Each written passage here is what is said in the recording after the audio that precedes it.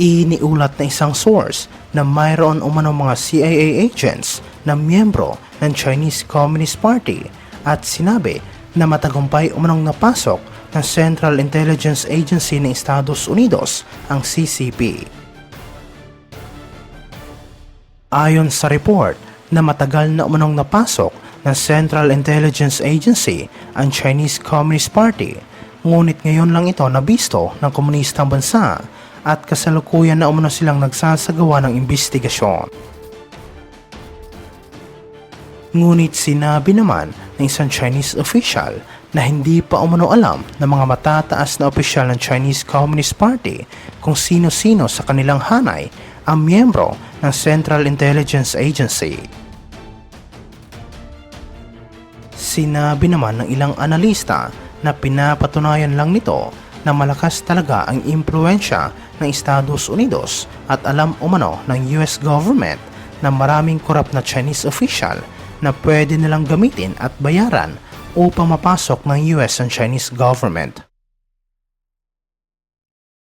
Iniulat ito matapos manawagan ang Department of Foreign Affairs sa China na alisin ang lahat ng mga illegal na istrukturang itinayo nito sa pinag-aagawang Spratly Island sa South China Sea at itigil ang mga ginagawa nitong reklamasyon sa lugar.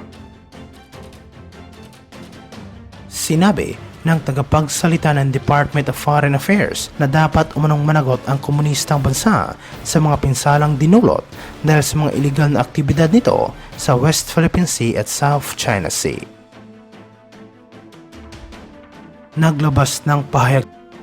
upang i-dismiss ang pahayag ng tagapagsalita ng Chinese Foreign Ministry na si Wang Wenbin na kung saan sinabi niya na ang Pilipinas ay sadyang isinadsad ang BRP Sierra Madre sa Renaijiao o Ayungin Shoal upang tuluyang sakupin ang lugar. Iginiit ng China ng Renaijiao ay bahagi ng kanilang teritoryo habang patuloy namang pinipigilan ng Chinese Coast Guard at Maritime Militia ang mga Philippine vessel mula sa pagsasagawa ng resupply mission para sa mga Philippine troops na nakaistasyon sa BRP Sierra Madre. Binanggit din na noong 1995 nang iprotesta ng Pilipinas ang pagtatayo ng China na isang istruktura sa Mischief Reef, nangako ang Chinese government na magiging isa lamang itong shelter para sa kanilang mangingisda, ngunit ang bahura ay isa na ngayong militarized na artificial island.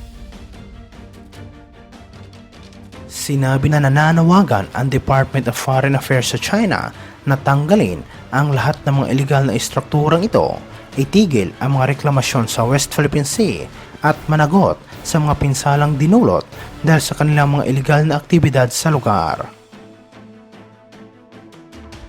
Samantala sa ibang aspeto naman, iniulat na isang source na tinalo umano ng isang magaling na piloto ng Philippine Air Force ang pinakamoderno at pinaka-advanced na fighter jet ng Estados Unidos sa isang dogfight sa Clark Air Base sa Pampanga. Sinabi sa report na tinalo umano ng FA-50PH ng Philippine Air Force ang F-35C ng Estados Unidos sa isang aerial dogfight at hindi umano makapaniwala ang pamunuan ng Armed Forces of the Philippines sa nangyari. Ngunit sinabi ng source na nakaranas umano ng malfunction ang electro-optical targeting system ng F-35 ng Estados Unidos, kaya't nahirapan itong ma-detect ang FA-50PH ng Philippine Air Force.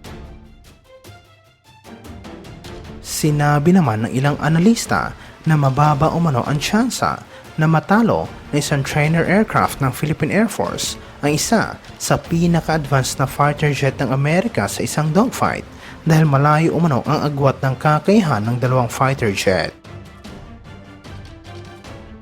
Iniulat ito matapos sinabi ni Pangulong Marcos na mga Chinese military facility sa mga na-reclaim na land features sa West Philippine Sea ay nakakaalarma umano dahil sa lapit nito sa coastline ng bansa at nagpahayag din siya ng pagkabahala tungkol sa tinatawag niyang false narrative at coercive tactic ng ibang bansa sa pinag-aagawang karagatan.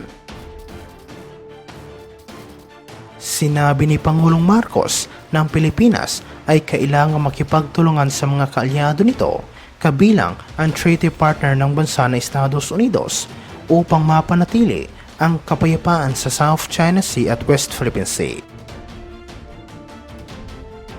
Hindi binanggit ni Pangulong Marcos kung anong bansa, ngunit maliwanag na tinutukoy niya ang China na nag-reclaim ng maraming land features sa West Philippine Sea at ginawa itong mga base na kung saan ang mga Chinese aircraft at barko ay nakadeploy upang mangharas sa mga Philippine vessel at fishing boat. Anya na patuloy na tumitindi ang tensyon sa West Philippine Sea na may paulit-ulit na iligal na pagbabanta at hamon laban sa mga karapatan at jurisdiksyon sa Exclusive Economic Zone at Continental Shelf ng Pilipinas.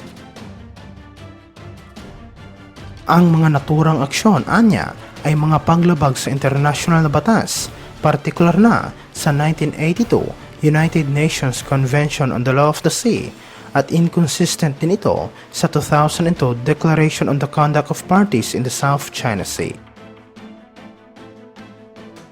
Ikinalungkot din ni Pangulong Marcos na naging mabagal ang pagbuo ng Code of Conduct para sa mga claimant sa South China Sea.